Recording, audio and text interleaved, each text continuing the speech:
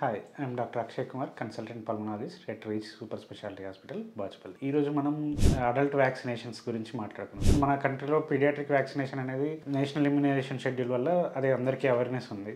కాకపోతే చాలామందికి adult vaccination అనేది ఒక కాన్సెప్ట్ ఉంది అనే విషయం చాలామందికి తెలియదు. దీనికి రీజన్స్ ఏవైనా కానీ అడల్ట్ వ్యాక్సినేషన్స్ ఎవరెవరికి యూజ్ చేయాలి ఈ వీడియోలో డిస్కస్ చేద్దాం. నార్మల్గా ఎవరికైతే ఇమ్యూనిటీ తగ్గిన పేషెంట్స్ ఉంటారో 19 to 65 ఇయర్స్లో ఇమ్యూనిటీ తగ్గే పేషెంట్స్ ఉన్న వాళ్ళకి లైక్ క్యాన్సర్స్ ఉండే పేషెంట్స్, లేకపోతే ట్రాన్స్ప్లాంటేషన్ అయిపోయిన పేషెంట్స్, లేదు అనుకుంటే హెచ్ఐవి ఎయిడ్స్ ఇట్లాంటివి ఉన్న పేషెంట్స్లో ఇమ్యూనిటీ తక్కువ ఉంటుంది.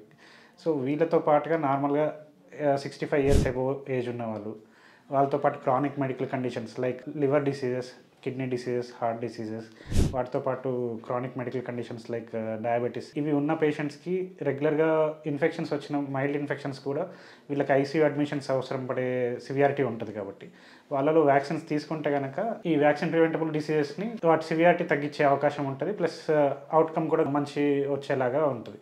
సో ఈ ఏజ్ గ్రూప్లో ఈ హై రిస్క్ పీపుల్ ఎవరైతే ఉన్నారో వాళ్ళు అడల్ట్ వ్యాక్సినేషన్ నియర్ బై డాక్టర్ని సంప్రదించి జూన్ టు ఆగస్ట్ ఈ మధ్యలో రెగ్యులర్గా వ్యాక్సినేషన్స్ అనేది ప్రిఫర్ చేస్తాము. సో ఆ టైంలో ఈ వ్యాక్సిన్స్ తీసుకుంటే కనుక హెల్ప్ఫుల్ ఉంటుంది.